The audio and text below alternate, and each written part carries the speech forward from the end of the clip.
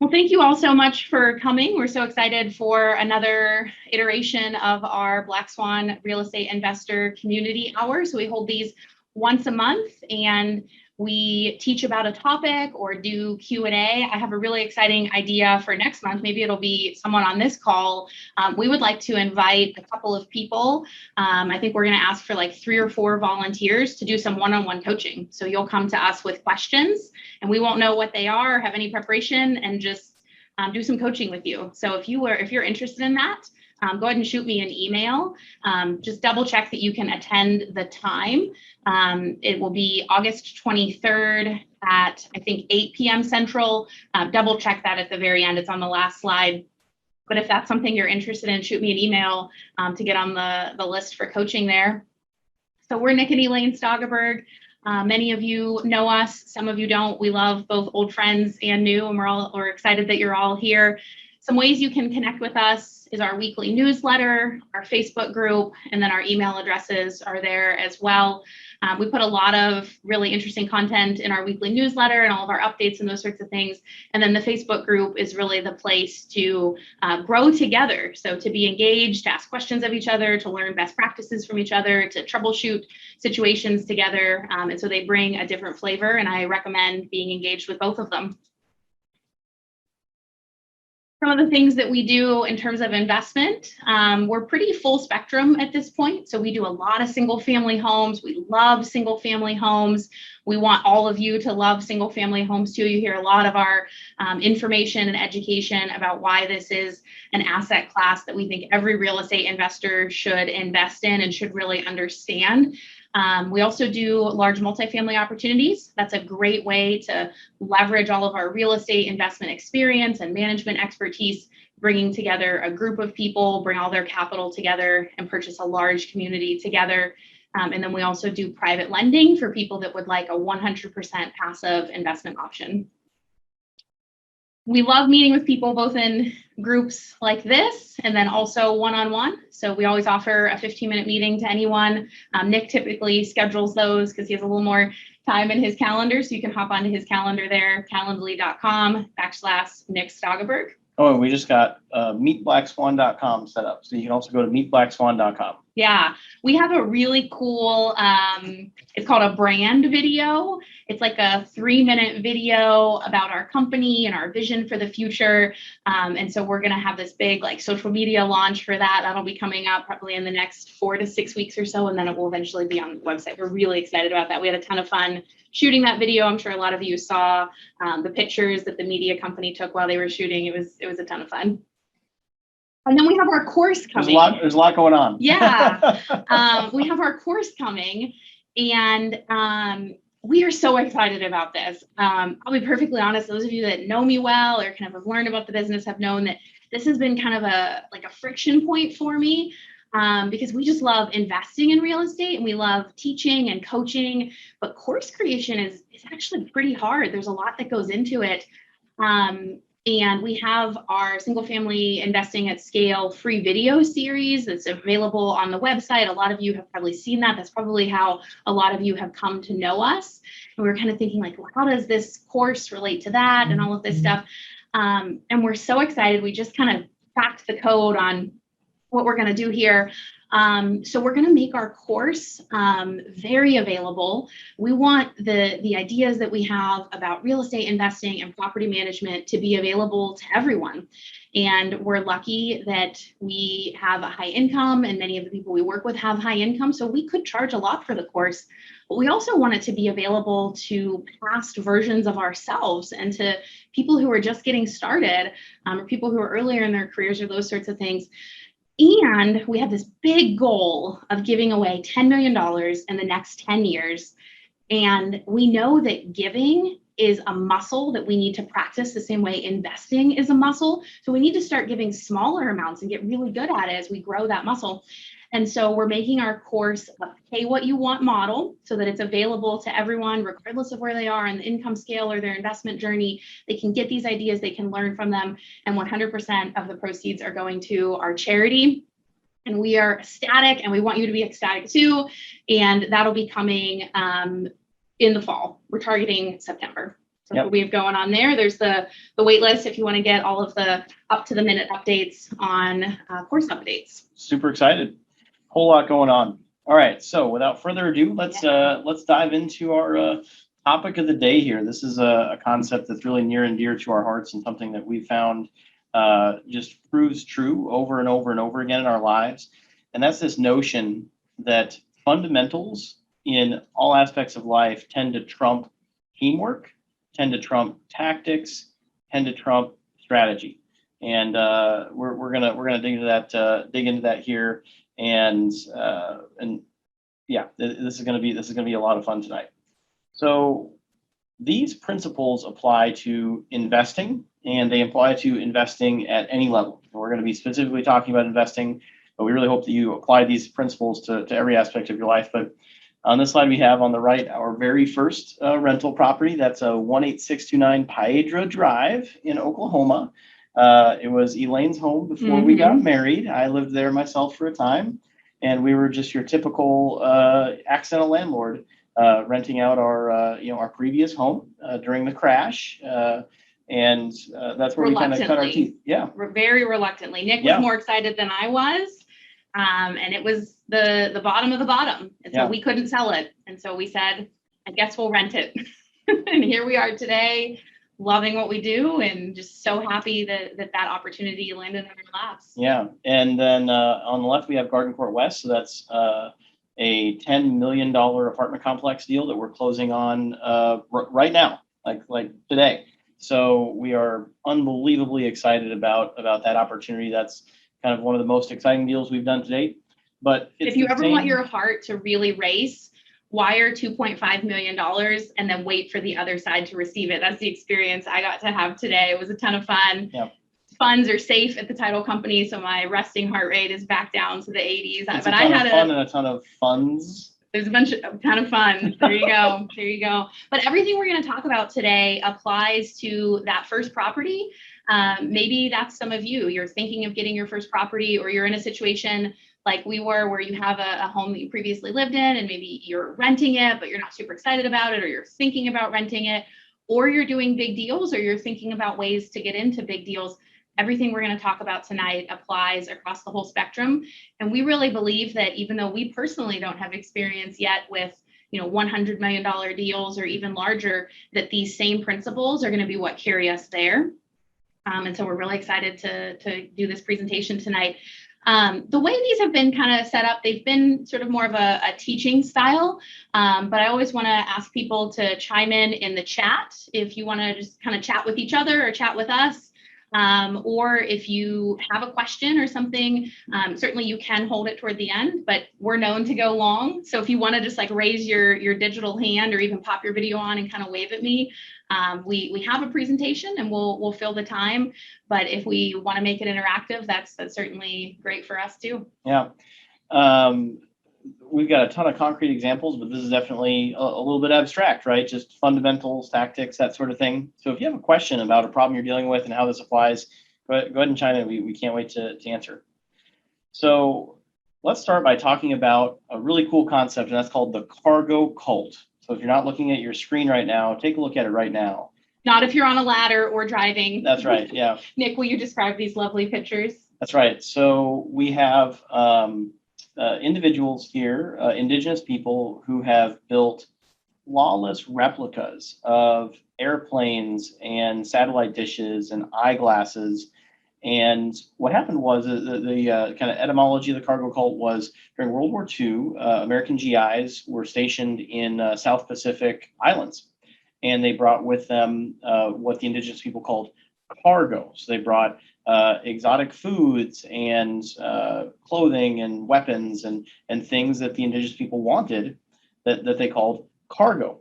And when the GIs left after the war was done, the indigenous people spontaneously erected edifices to mimic what the GIs had. So they would literally mock up rifles with bamboo and march in formation because that's what they saw the GIs doing. And their expectation was that if they just mimicked what they saw other people do, they too would have the cargo that the GIs brought with them. Now, this might seem like a little bit of a far-fetched idea and a little bit zany, or maybe even fictional. I assure you this is real. But I challenge you to ask yourself, at work, how many times has some boneheaded executive or supervisor brought to you an impossible plan that couldn't possibly work, having no idea what the underlying fundamentals of the situation are? We're going to start doing surgery over Zoom. That's our new strategy for 2021. Everyone's doing Zoom nowadays, so pick up your scalpel. And they, of course, have never cut into a patient. They have no idea that it's actually impossible to do surgery over Zoom. And have you ever felt like one of those fellas marching in formation, knowing that nothing is going to happen, and you're holding a gun that's not even real because that's what your boss said you had to do because you're in a cargo cult? And I know I've experienced situations like this sometimes in my personal life with my children, and in my personal life, working on my health, trying to mimic someone else's strategy for improving their health without necessarily having a grasp on the underlying fundamentals. I think the cargo cult is a salient story that can inform how critical it is to understand the fundamentals of any activity that you pursue in life, and especially real estate investing. So let's talk for a second about what a fundamental is. There's some sort of rendering error in the presentation here. That's okay. Well, this should say fundamentals here, I guess. So these are examples of fundamentals. We're going to talk through these, and we could do a whole hour talking about any one bullet point here, but we're going to just talk about some example fundamentals of real estate investing. These are things that you have to have a mastery of, or have mastery of these things on your team. You don't necessarily have to have mastery of these things yourself, but you have to have someone on your team that has a mastery of each of these fundamentals. So one of those, for example, might be creating a pro forma. I would contrast the idea of creating pro forma with the idea of a 10% cash on cash rate of return. I can't tell you how many people have come to us doing coaching saying, we want a 10% cash on cash rate of return. They couldn't actually tell you what a 10% cash on cash rate of return was. And they would have no idea how to calculate it or how it could be calculated or derived, because they have no idea how to create a pro forma. That, my friends, is a cargo cult. That is a cargo cult of the 10% cash on cash rate of return. Maybe we should trademark that or something like that. It's a ubiquitous phenomenon. Yeah, and it's also why for the longest time we refused to give away our calculator. People asked for it, and it's not that I think you all know, those of you that know us well know that we give away almost everything we do. We believe strongly in just leading with value and sharing knowledge, and we've benefited so much from other people sharing knowledge with us, but we felt strongly that we could potentially do harm by sharing our calculator. So we did a live Zoom presentation where we walk people through how to create the calculator, and now we feel very good giving the calculator, giving it with that Zoom presentation, so that people can benefit from it, but hopefully understand it and not just punch numbers in blindly. Another fundamental that would be just a great example is painting a wall.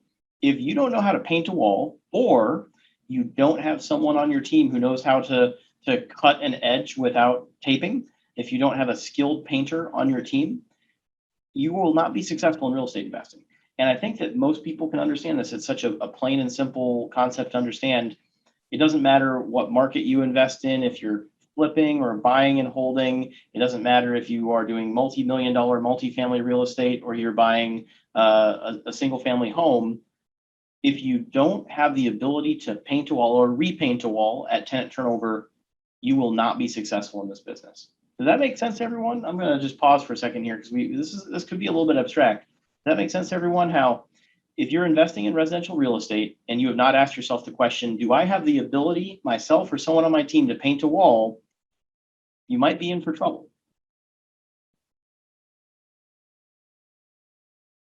I'm seeing a few yeses. All right, very excited to see that. Finding and screening a great tenant. It seems like a lot of people feel like if we just have a really nice property and it's got a great pro forma, it's got a 10% cash on cash rate of return, it'll take care of itself. It will attract great tenants all on their own.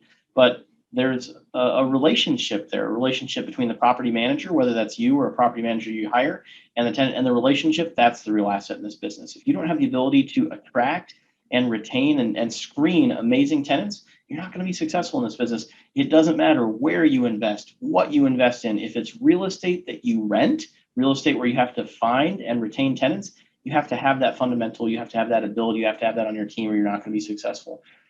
Here's a really obvious one that I hope everyone understands. If you can't take good photos, you can't put together a good media package for your listing, you're probably not going to find great tenants. I threw that one in there because I feel like this is a really obvious one. We've all seen listings that have really terrible photography, listings that have great photography, and you just know that the person who doesn't have the good photos is probably not going to get as high quality of a tenant.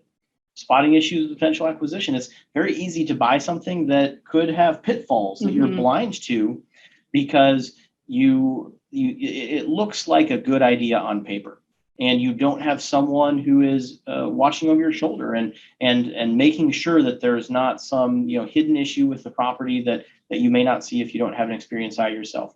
I would say the single greatest fundamental in real estate investing is the ability to say no. Yes. Especially where we are in the market cycle. We're at a time in the market cycle where prices are high.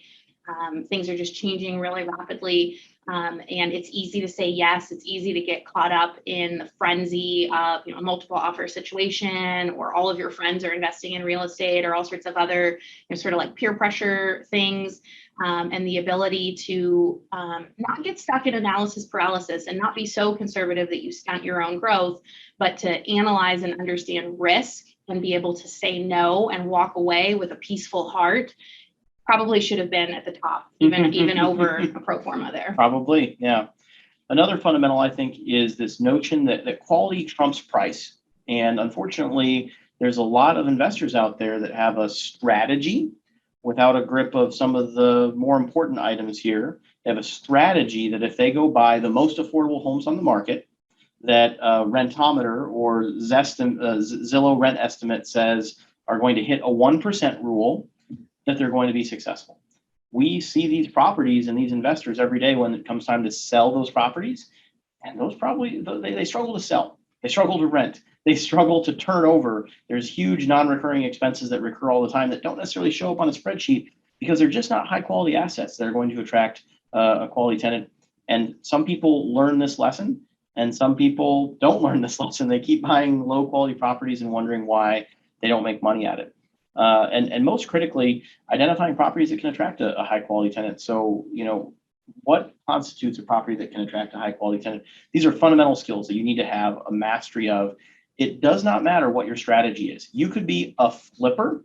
You could be flipping an apartment complex. You could be flipping a single family home. If you know how to paint a wall, you're probably going to be successful in residential real estate investing, in any kind of real estate investing. So far, so good. Let's look at the next most important thing, and that's teamwork. Again, we're missing our graphic there for some reason. So teamwork is this idea that by working together, we can get a lot more done than working apart, that 2 + 2 = 10 if you have a phenomenal team that works together. And these are just examples. These are some teamwork principles that are unbelievably critical. Now, fundamentals trump teamwork. I'm sure you've been on a project, say in high school, where you had some people on the team who showed up and were nice, but had no fundamental competence whatsoever. And maybe you were very polite about it, and they got to do the graphics or something like that for the projects that you put together. Oh man, Nick, your graphics are suffering tonight. Yeah, that's actually a pretty terrible example for me to call out. Yeah, we've all been in a situation like that. So having the best teamwork in the world is not going to help you if you don't have a mastery of the fundamentals. So very critical to have fundamentals. It's secondarily important to have good teamwork, but teamwork is everything when it comes to achieving a mission together. And a great team can have exponential outcomes. You have to build relationships with good people. You have to attract and retain top talent. If you are in a leadership role, and I would argue that anybody who chooses to lead is a leader. You are not a leader because of a title. You're not a leader because of your role in the company. You are a leader because you show up and you serve people. And I'm sure you've all been on a team at some point in the workplace where maybe you have a boss who isn't really the boss. There's someone else on the team who is the person really running the show day to day that doesn't necessarily have the title, but they have the respect because they show up and they do what needs to be done. They make sure that people's needs are met. If you serve others, you will by default become a leader. So if you are a servant leader and not a autocratic leader, not a dictator, you're going to have a good team. You're going to have good outcomes. And if you're thinking, I want to be the most passive investor on earth, I want to set it and forget it for the next 10 years, I would challenge you to think that you are still a leader. That's right. You are absolutely a leader of your capital, of the decisions that you get to make. You're a leader of one, and you're the most important person making that decision. And everything that we talked about there with fundamentals and teamwork, it all still applies, even if you're just in relationship with one person. So you're just in relationship with the person with whom you're placing the capital, and then that person is in relationship with everyone else in that ecosystem. You still have the opportunity to vet them, to make sure they understand the fundamentals, they understand teamwork, they understand building great relationships, they understand that the most important relationship in real estate is the relationship with the resident. That's the person that pays all of our bills, that produces our cash flow, that tends to our properties so that they can, weather the test of time and appreciate over time and enjoy debt pay down. So even as a passive investor, all of these things are still very important, including leadership. And then as very active investors, we're the exact opposite of that. We're active investors not only for ourselves, but for other people as well. And this is what we spend all of our time on. So we spend all of our time working on the fundamentals and managing our team so that they can execute and can do all of these things. So we're thinking about running good meetings, making sure that our team knows what they need to do, they have what they need to have. If there's any blocks or struggles in their day, we're there to support them and troubleshoot through them, minimizing management overheads. So one of the things that we often hear is like to manage the manager. And I don't know if it's because we're a property management company or what, but man, we just hate that. It's nails on a chalkboard. If you pick a good property manager, of course you need to monitor, right? But you don't need to manage them. If you need to manage them, you need to pick a different property manager. You want to minimize as many overheads as possible, streamline communication, streamline operations, and allow that to create efficiency and benefit from teamwork instead of creating friction in the teamwork there. And that goes right along with staying out of the way. So knowing when to step in and knowing when to step back. And that's a dance. There's really no, right or wrong there. And everyone is a little bit different. Some people like to be more hands-on. Some people like to be a little less hands-on. It's all good, depending on what fits you personally. And then what we really like is the notion of having to pull back on the reins and not having to crack the whip. So an example of that is, I'm smiling because it's just a hilarious story. So we just closed on our. I'm gonna pull up a photo to go with this story. That sounds good. We just closed on our construction loan for phase 2 of our Stonehaven townhomes, and the construction loan was delayed quite a bit because of the crazy lumber prices. Bank got a little skittish. They finally went ahead with it. We closed on Friday, and on Monday, the city, and blessedly, it's just a fun, easy to work with city, called Nick and said, there's some bulldozers on your land, Nick, and you haven't paid for your permit. We need $100 by the end of the day. And we need a temporary grading permit for all this heavy equipment that's moving around hundreds of tons of dirt on your site. I'm like, well, no, they're just mowing the lawn. I don't know. Well, we started out saying they needed to mow the lawn, right? Because we have to stake it for the engineer, and you can't stake it when it's all grass. And they said, the contractor on their own said, well, why would we bother mowing it when we can bulldoze it? Like, we're going to bulldoze it here in a week anyway, right? So let's just go ahead and bulldoze it. And, they've already got the bulldozer there, and there was an excavator on the truck, and, the dump truck was the one that towed it all there. So we got a few extra hours. Let's haul some dirt. And, yeah. Yeah, so we settle things with the city. We get one of our most junior staff member, and we say, drop everything you're doing and drive this $100 check to the city's only like 10 minutes away. And then our builder calls, like, oh, I'm so sorry. I hope I didn't get you in any trouble. And we love that. We love that we had to pull back the reins and say, slow down a little bit. Let us get this situated with the city. We didn't have the permit finalized. Instead of, calling him a month from now and saying, we've closed on the loan. Winter is coming in Minnesota any day now. Where's your crew? Let's go. So find people that are excited, that are motivated, that are organized, that love what they do, that have bulldozers on your land the day after you close your construction loan. That's right. And if I have to crack the whip, might not be a good fit, might not be a good member for the team. Teamwork, teamwork, teamwork, teamwork. So let's talk about tactics. Tactics tend to be somewhat situational. They tend to be a little bit specific, and tactics tend to trump strategy. So if you know how to assault the enemy in formation with all the right the right members of your team and everything, and you've been given this impossible battle plan to take this impossible hill, there's a good chance that you're going to succeed. If Napoleon failed because he had the most brilliant strategies, but they were so complicated that his lieutenants were not able to execute them. His tactics collapsed under the weight of his supremely brilliant strategy.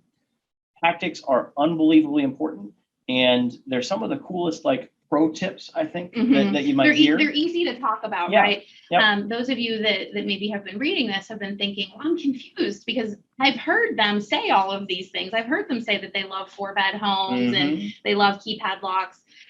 Don't get us wrong. Tactics are very important. Strategy is very important, even though it's lowest on the list.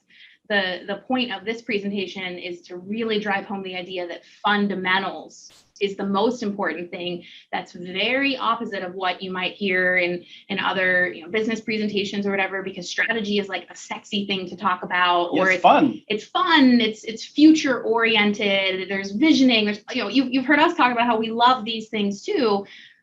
Can you paint a wall, or can you hire a good cleaner, or can you do a basic calculation?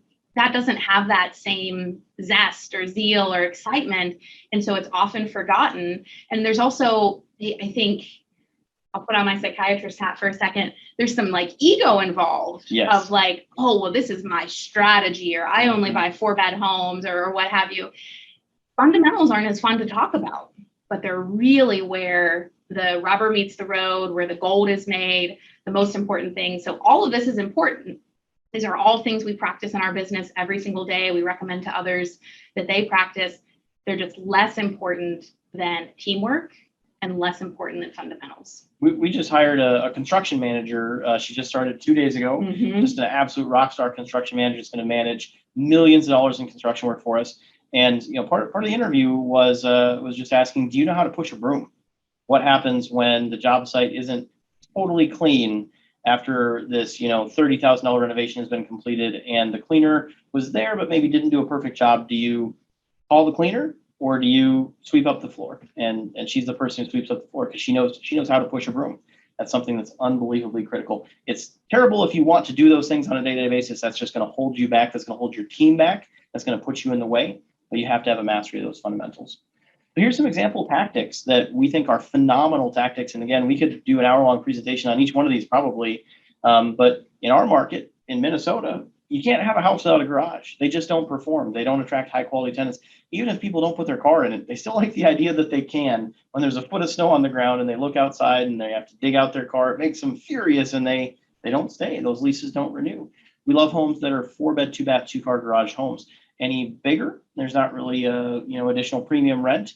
And any smaller, it can be okay, but it's not really like the optimal price efficiency. You might be able to pay just a little bit more to get a 4-bed house versus a 3-bed house, and you can get a little bit more rent, so it's a more efficient point. We use really sophisticated, fun tools. We can talk about that just for 1 second, because we actually have a lot of 2-bed, 1-bath homes in our portfolio. And you might be thinking, well, why do they have 2-bed, 1-bath homes if they're talking about 4-bed, 2-bath? So one of the fundamentals is understanding our ideal tenant, understanding the people that want to live in these properties, that want to pay a premium rent, that are attracted to our property management company. And we know that that is families, groups of roommates, and single people. And single people love those 2-bed, 1-bath homes. They love having something that's small, that's easy to manage, easy to clean. They don't have a ton of furniture, so a 2-bed home is a great size for them, but they get to have their own yard, their own driveway. They feel a little more private and luxurious than an apartment. And so even though one of our tactics is to shoot for 4-bed, 2-bath homes, we love 2-bed, 1-bath homes too, because that goes back to the fundamentals of how we're investing. That's exactly right. So we use tools like Trello and Google Docs to manage our job sites, and we're able to manage them with extraordinary efficiency. That doesn't mean that you have to use those things. If your team isn't great with technology and isn't familiar with those tools, that could be a terrible idea. And whatever tactic is going to create the most amount of teamwork is what's going to help you succeed. But that's an example of a tactic. We love LVP. We love using key locks. We love installing keypad locks with no keys. And we've got a million strategies for reducing vacancy, or a million tactics rather. But these are tactics that are less important than teamwork and fundamentals. So let's talk about strategy. That's so fun and sexy to talk about strategy. We don't need to know anything about the fundamentals. Strategy is important. Again, don't mistake our message here, but it's the least important of all of them. Strategies might be a high level concept like investing in real estate instead of the stock market. Again, something we do. We have 0% of our wealth in the stock market, and I'm not giving any financial or investment advice to anyone, but I would encourage you to think if something like that makes sense for you. An indefinite hold period. We learned that from Warren Buffett. We've applied it to all of our investments. We've never sold anything that we personally own.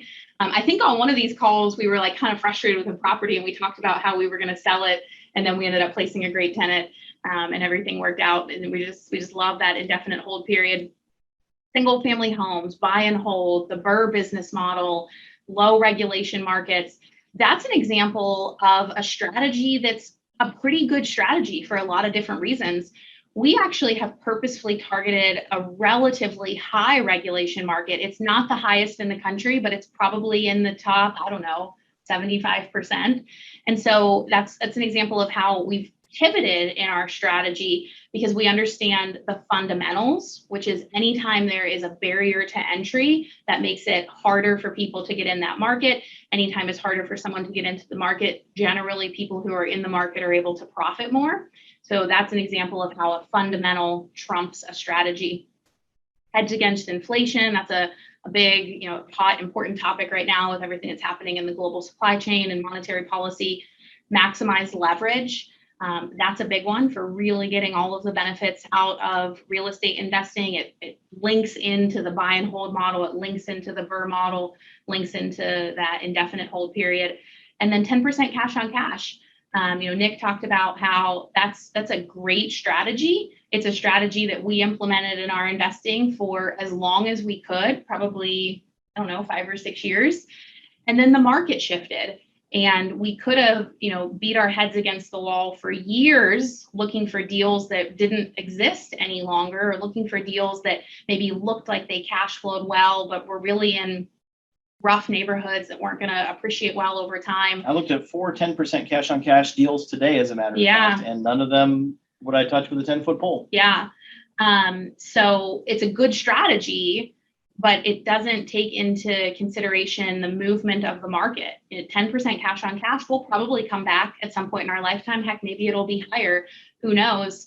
But understanding a strategy, understanding where it comes from, but then ultimately going back to the fundamentals and being able to run a pro forma, and being able to run a pro forma very quickly so that you can financially analyze dozens of properties in a short period of time and really get a sense of, okay, every property I've analyzed that I'm really interested in, that's a high quality property, I'm not seeing 10% anymore. Now I'm seeing 9%. Now I'm seeing 8%, and just kind of moving with the market and understanding the market dynamics is so much more important than having a blanket strategy in mind and then not reassessing that and understanding the fundamentals behind it. So let's look at an example of this kind of thing in motion. So here's 4 different levels or ways to think about it. So we have a proposition for you, and that's that you should invest in self-storage. And we get calls all the time from people who say, we want to invest in self-storage syndication because it's on fire. That's absolutely true. Macroeconomic trends, demographic trends, everything say that self-storage is on fire. That's 100% true. However, in isolation, without a mastery of the tactics to find a great storage deal, without having the right team, without having a mastery of the fundamentals, it's dangerous. It's very dangerous. You can easily create a cargo cult. So a tactic that might be a good tactic in self-storage would be in self-storage unit syndications. You might want to target facilities that are climate controlled because they're kind of protected from competition. It's harder to just throw up a climate controlled self-storage facility versus a non-climate controlled self-storage facility. There's a higher replacement cost value. It's harder to get zoning and planning. You can get a more premium rent, a more premium tenant. They're more likely to pay, and you're gonna have lower turnover and stuff. So that's a tactic that I think is probably more critical than the overall strategy. It's a refinement of that strategy. I would say in this case, this might even be the most important thing. If you just invest with people you trust, who know what they're doing, you're probably going to have success. If Warren Buffett came to me today and said, Nick, I've got the best deal ever. I need you to give me every last penny that you had, and I promise I'll increase it tenfold, in a month. I would say, Warren, here you go. And he can't tell me anything else about it because there's an NDA and it's top secret, government, whatever. Here's my not government. Not government. Okay. Warren. Okay. If Warren's behind it, we're in. If the government's behind it, that's no, right. Because he's a person I feel like I can trust and who clearly knows what he's doing. And I really don't need to know anything else about the deal if you invest with people you trust, who have competence, who have sincere core competence in the thing that they're doing. And then a fundamental here is that you should probably just have some level of familiarity with what you're investing in. So do you know what a self-storage unit is? Have you ever rented one before? What was that experience like to find it, to procure it, to pay for it, to interact with the management staff? And did you do that over a period of time, or was it just a 1 month thing in college at some point? The self-storage facility that you're thinking about investing, looking at from like a strategy level, did you go visit it in person? Do you have some physical familiarity with it?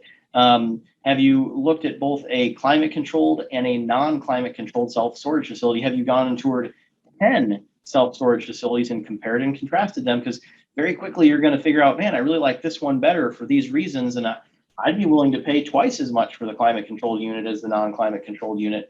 Just basic familiarity with the investment, whatever it is. It doesn't matter if it's self-storage or if it's cryptocurrency.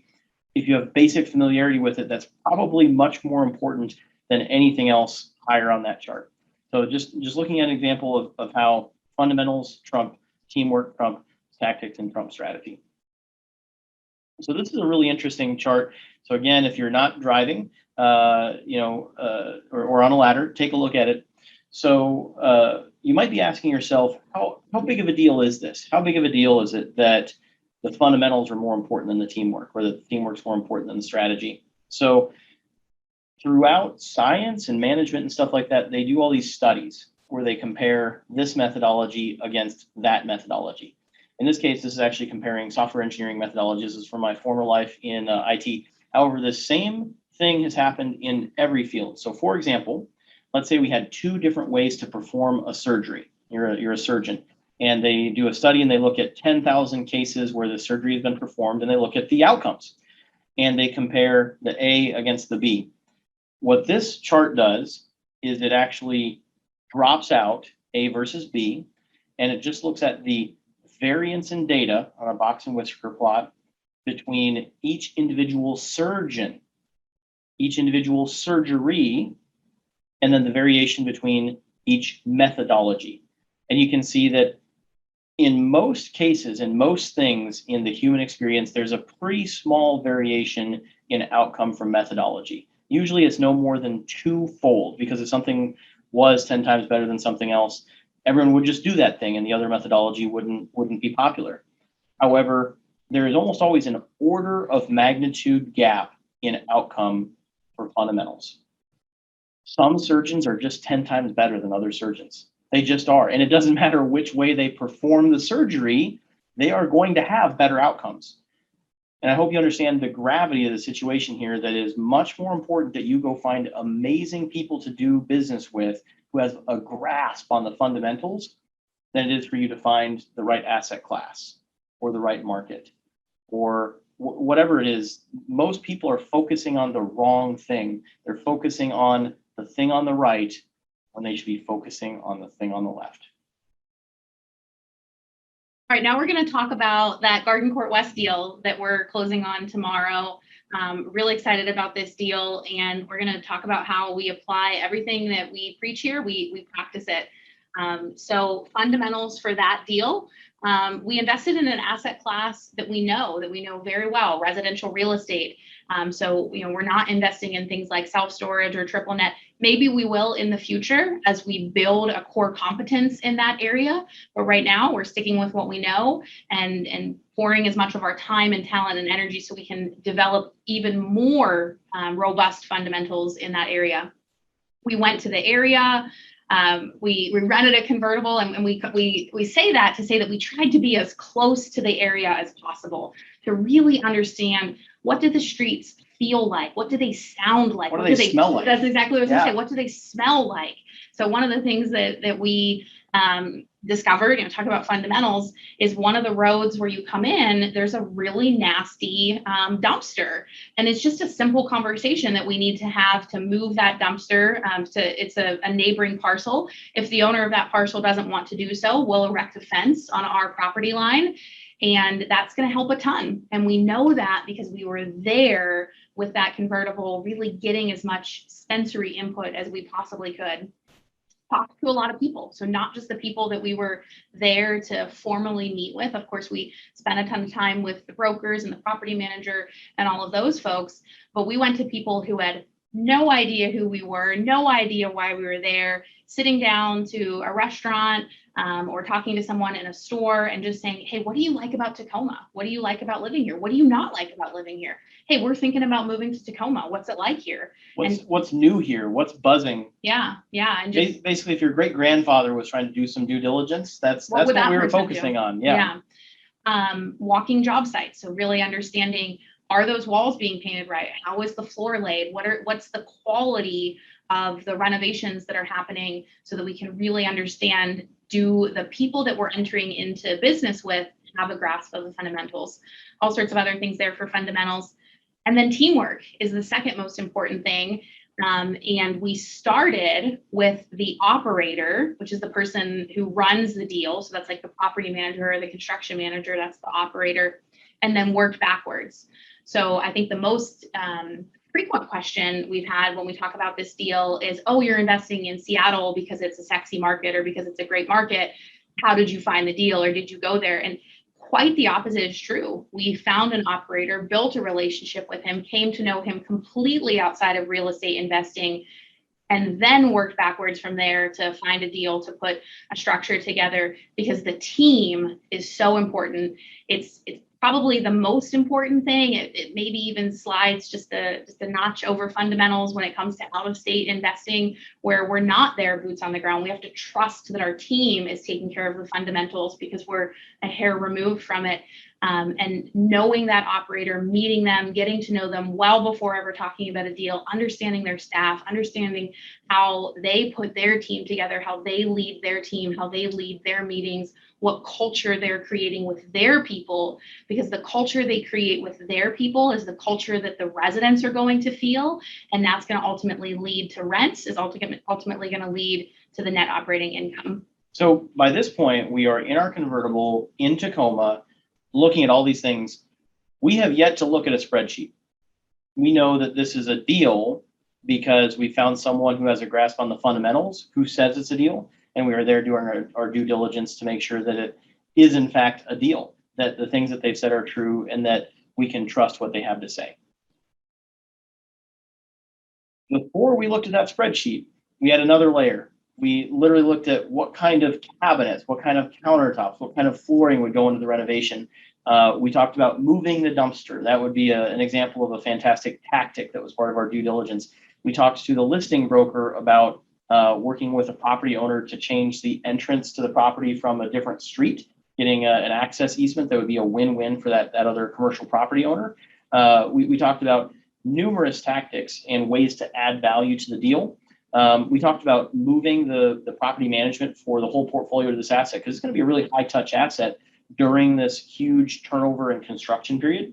And so the operator is going to move all their operations there. So they're going to have all their construction vehicles and the property management staff that are managing surrounding assets. They're going to base out of this asset. So this asset is going to have a lot of eyes and a lot of touch on it when it needs it most. And then and only then, when we were confident that we had the fundamentals right, that we had the people right, that the the day-to-day operations of this project were going to be executed correctly, we took a look at a spreadsheet. And this was the last thing that we did.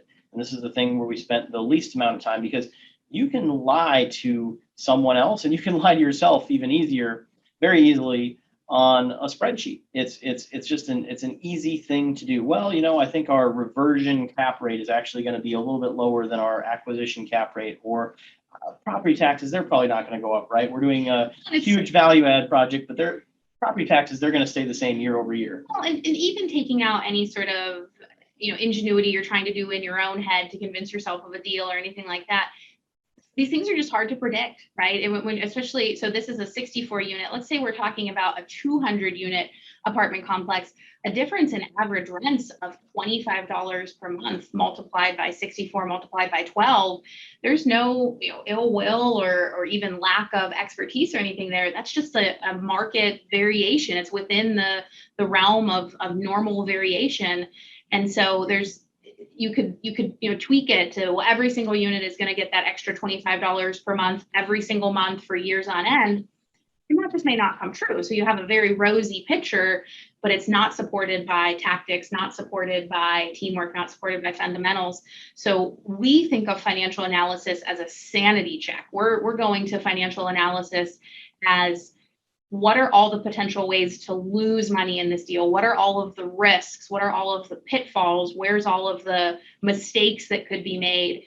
And then we're making that decision last because we know that we've checked out the fundamentals. We know that the team in place is great. There's great tactics to optimize and improve any particular deal.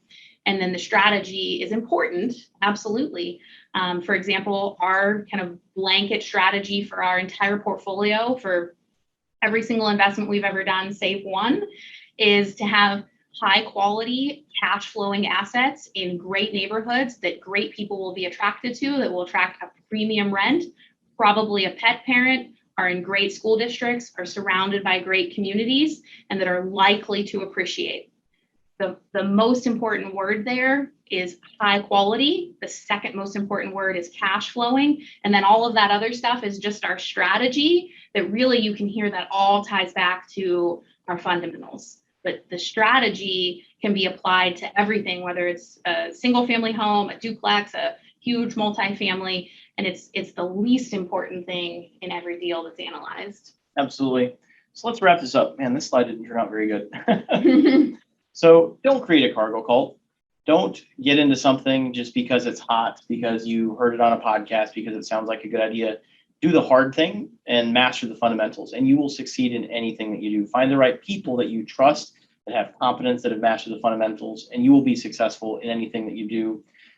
Riches are in the niches. So fundamentals are an inherently niche game. Same with teamwork and tactics. If you specialize in one very, very specific thing, you will be extraordinarily successful. Strategy tends to be more of a generalist game. And if you don't find something that you specialize in, that you repeat over and over and over and over and over again until you master that fundamental in a way that no one else has the patience, the courage, the dedication to do, you will not be successful. There's no competitive advantage that you have against the market because you haven't taken the time to put in the hard work.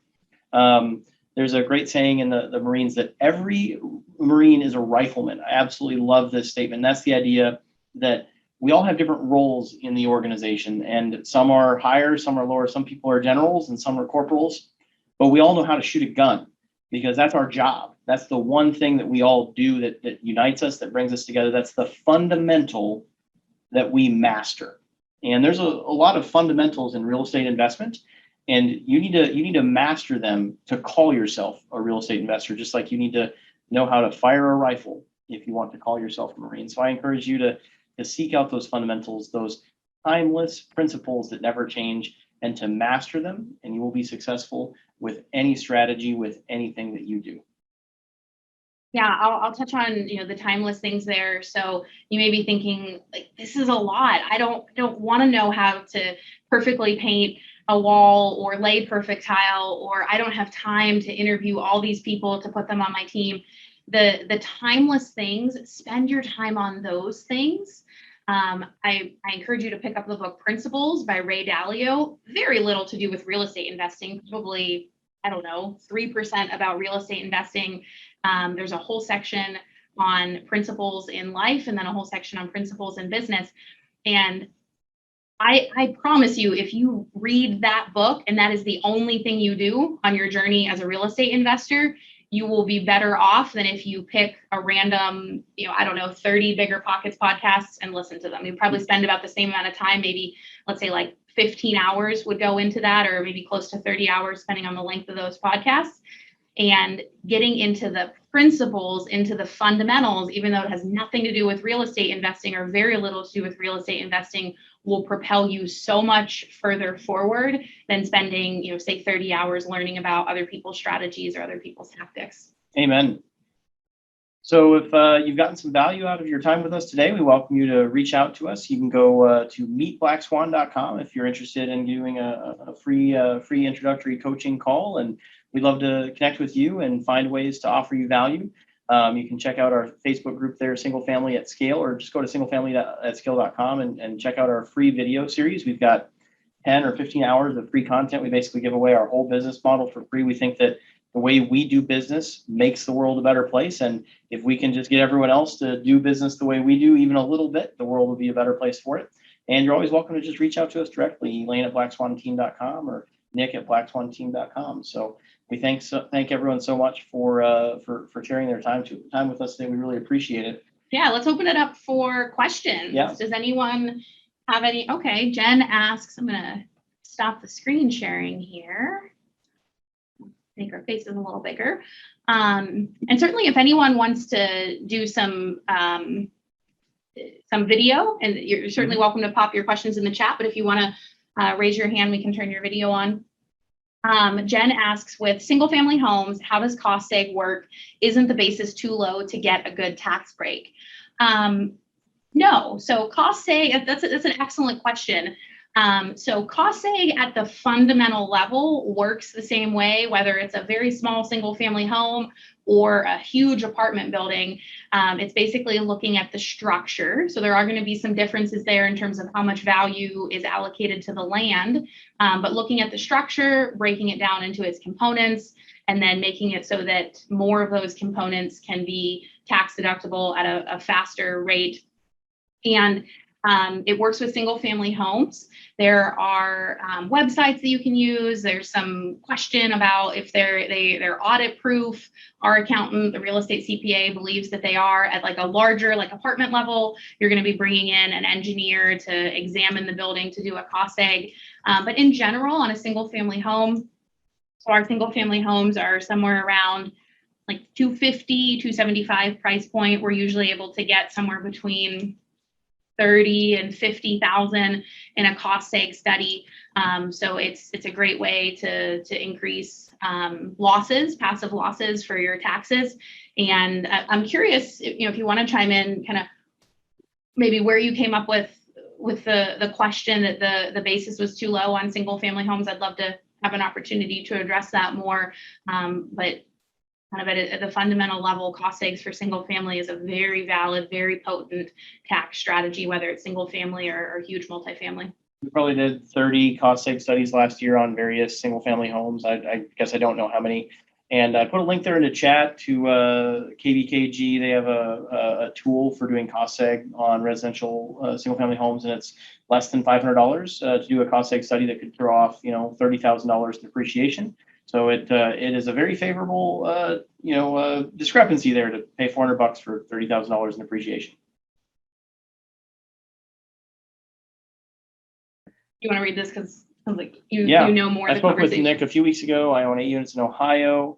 Wasn't worth doing because I bought them all cash and they were cheap. Didn't get the tax break from them that I thought I would this year. So I'd have to take a look at how that cost seg study was generated, and if the home is cheaper, you will have lower basis. So that's just it's the same cost to do the study. So let's say the study costs $500, and you are doing a cost seg study on a $100,000 home versus a $500,000 home.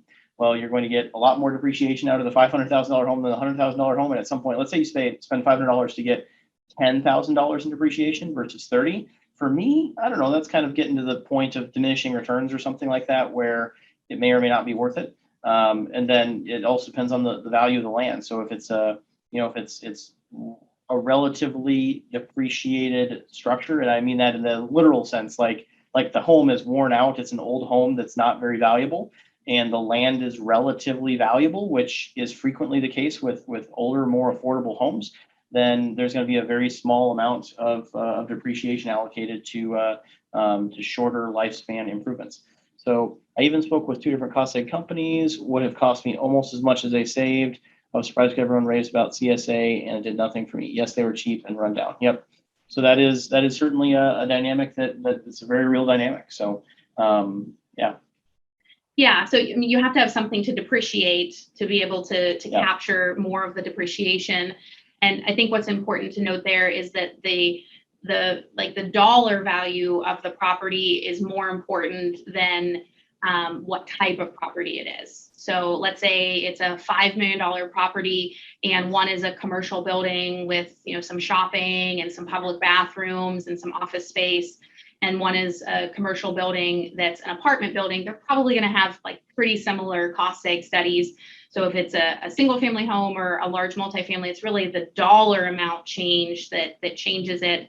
But a single family home that is at the dollar price point where it makes sense to do a cost seg, it's a fabulous option that can really crank up tax savings. Yep, absolutely. Yeah. Any other questions? That was a great one. I have a question. Fire away. We have a scenario. We want to sell we have a condo, and then so we were thinking whether we should sell it through do a 1031 or just use our suspended passive losses. So our CPA said it's best to just do the suspended passive losses. We have probably about 300,000 in suspended passive losses. So just where does that apply to? Because the purchase price was 480, and right now the appraised price is 760. Let's say we sell it for 760. So capital gains would be 760 minus 480. 20% of that would be capital gains, right? And then we just can't figure out where the passive losses apply to, since we're able to free it up once we sell it. Have you depreciated that building from the 480? Yes. How much? I mean, we bought it in 2008. Mm-hmm. So is it very depreciated then? Do you know what your basis is on the property right now? By the way, we're not CPAs. No, I know. We're just trying to understand. What do you mean by basis? So let's say you bought it for 480, but you depreciated it $200,000. Your basis is only 280 now. And she said it's a condo, so that's going to be part of it. There will be a lot of depreciation then, because there's no land, and you only own the interiors of it that depreciate like crazy. So it's possible, if you did any, have you done any kind of? You said about 300. It's around 300. Is your current basis? Yes. So your capital gain is actually, you're going to have to do some recapture there. So your capital gain is actually going to be, the appraised amount minus your basis of 300, not your purchase price of 480. Oh, okay. That's how it is. Okay. I may not have understood that correctly, but No, your because tax bill will likely be larger than you think. Yeah, because they said you free up your suspended passive losses. So we're not sure where those suspended passive losses go. How does it? Because it doesn't go to capital gains. Where are the losses from? They're from the depreciation, and I think he did a cost seg on it. Okay, I'm following you now. Yeah. It would, in that situation, it would likely be advantageous to do a 1031 exchange. Now, if your accountant's saying don't do a 1031, don't probably follow your accountant, not me. But based on my limited understanding of what you're saying here, it sounds like there'd probably be some advantage to a 1031 exchange. In general, we're not as gung-ho about 1031 exchanges as some people are, because they introduce complexity into the transaction. There is cost associated with it, and most of all, it introduces complexity. So we help people with 1031s all the time. People come to us and say, hey, I just sold a property on 1031. I need to buy 3 houses, in the next 30 days. We can make that happen. But those people don't get as good of a deal as people who aren't under the gun to buy. And so if you look at, the tax savings versus maybe not getting quite as good of a deal on the buy side, the buy leg of your 1031 exchange, I don't know if the juice is worth the squeeze there. In your case, though, it sounds like there could be a considerable amount of capital gain, and so there could probably be some advantage to doing a 1031 exchange. I think, going back to the topic of our presentation, it's primed in my mind. The fundamental question is, do you want that liquidity to spend on yourself, invest somewhere else, invest whatever, or do you want to keep investing? Why are you even considering selling in the first place? Oh, because we want to keep investing, and the cash flow from that property is not very good. In fact, it's kind of negative. Okay. So you want to keep investing, but maybe get to a smarter investment. Smarter investment, yes. Yeah. Then you should probably 1031. Yeah, that's good. That's what he's saying. But he's saying it's best to just do pay the capital gains, free up your suspended passive losses. And with the suspended passive losses, you probably won't pay as much in taxes. That's what he's saying. That's right. If you have suspended passive losses on that property, that will mitigate your capital gains on the sale. That's exactly right.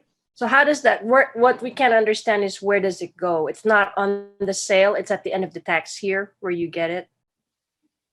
It's consumed in the sale, like you would have otherwise owed the IRS money when you file your tax return, and instead you don't. Well, depending on your situation in your state, you may have to pay money at the closing deal. You may have to pay taxes. You'll certainly get a tax statement from the title company.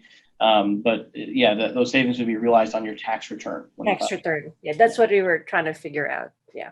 Okay. Yeah, the suspended passive losses, that's just a bookkeeping exercise. There's no cash in your bank account as a result of those suspended passive losses. Yeah. So it's at the end of the year then. Okay. Yeah. Thank you. Or midway through the next year, depending on when you file your taxes. And it's totally okay to ask your professionals, particularly your legal team and your accounting team, to explain everything to you as many times as it takes in whatever way. And it's also totally okay to ask for a second opinion. So we've been doing this long enough to know that one accountant who is well respected, excellent in the field, will say strategy A is great, and another very well respected, experienced, everything, you can say everything great about him, accountant B will say do strategy B. They're probably both some variation of correct. It really matters what you want to do in your real estate investing strategy or your overall financial picture. And it's totally okay to make sure that your advisors are educating you and to say, hey, I don't know what you're talking about, or I'm not exactly sure how that works. Can you explain that again? You might have to pay them for their time, but it's valuable because not only do you solve the problem you're tackling right now with this condo and this transaction, but you're increasing your education that will stay with you for the rest of your life. And then it's also totally okay to get a second opinion. And never be afraid to be the one that looks like an idiot. So I was recently in a meeting with the city where we're building our townhome complex, and there was a multi-million-dollar tax package that I was proposing, and I had my paid consultant sitting on my side of the table. I had the city's paid consultant that I had to pay for. That's how it works. I have to pay for the opposing counsel in the deal. And then I had the city sitting there. So there's this room of people with 100 years of experience in negotiating tax deals sitting at the table with me, and I'm reading it, and I'm just asking them to explain it to me. And I'm like, I'm really sorry. Maybe I'm an idiot. Maybe I'm new to this. And I literally do an accusation on it. Maybe I'm just a little bit slow here, but this part of the agreement, it just sounds crazy to me. Like it just sounds like a very implausible or irrational way to put this together. Should it be that way? And there's like this agonizingly long pause, like a 20-second pause with everyone kind of looking around at each other, and then like looking back at the document, looking at this idiot over here, and then finally their consultant said, I've never actually seen a package drafted like this. And then my consultant was like, I didn't want to say it, but I haven't seen that either. And then finally it was everyone except the city, kind of nodding their head saying, yeah, this is pretty bad. Like it should not be done this way. And the city's finally like, okay, I guess we'll change it. And I mean, this was like a 7-figure impact decision. And I just had the courage to say, listen, I'm the least experted person at this table, but I really need y'all to explain this to me because this just doesn't seem right. Maybe I'm missing something, but I think there's something wrong here. And This is going to sound crazy, but I do that almost every day in my life. And getting comfortable with that feeling is it's a key skill to success. It's being in situations with really, really, really high skill professionals who have a lot of ego in the room. And when you get them together, they frequently talk past each other. You know, I'm on $1,000 an hour phone call with my attorney and their attorney and my accountant and their accountant, and they never talk to each other. And just being the person to say, listen, I think we're all talking past each other here. I'm the person who knows the least, and yet I think we need to take another look at this. So very, very common situation to encounter, and you should never feel like you should always demand that your consultants and your advisors explain it to you until you understand it. Absolutely. Come from curiosity, come That's from right. a place of humility. Yep. Stay out of judgment. Stay out of judgment, and literally say that I'm very curious about what I see here. Yep. Instead of I think this is right or I think this is wrong. I'm very curious. I don't understand. Will you please help me? Those are all phrases that can be very helpful when working with your advisors, to let them know that you're not questioning them. You're not saying you don't think what they're saying is right or the right strategy. You're just saying you want to understand it so that you can best apply it to your life. Yep. Fantastic question. Yeah. Thank you so much for, hopping on your video and asking a really engaging, interesting Thank question. Yep. Best of luck with your transactions there. I trust you're going to make the right decision, whatever it is. Thank you all so much for coming. We're super excited that you were here. Invite a friend if you want to forward those emails that you get every month. Your friends can either just click the link to join in or ideally sign up to get the reminder emails themselves. But we want to keep growing this community and teaching as many people as possible and learning from you all as well. So for those of you that maybe weren't here at the beginning, next month we are going to do just live Q&A, live questions. So if you want to be one of the people that we coach live, shoot me an email. It doesn't have to be right now, just anytime before our next presentation. Check the calendar, make sure you're able to attend those sorts of things. But we'd love to dive deep. I'm thinking maybe like 3 or 4 people where we dive deep into situations that you all are dealing with and see what we might be able to do to lend some expertise or hear from the group, maybe what other people would do or what they think, and really get that mastermind feeling coming together. So that's our plan for next month. Thanks. Bye, everyone. Bye. Thank you. You're very welcome. Thanks, Good to see guys. everyone. Thank you. Good night. Bye-bye. Good to see you.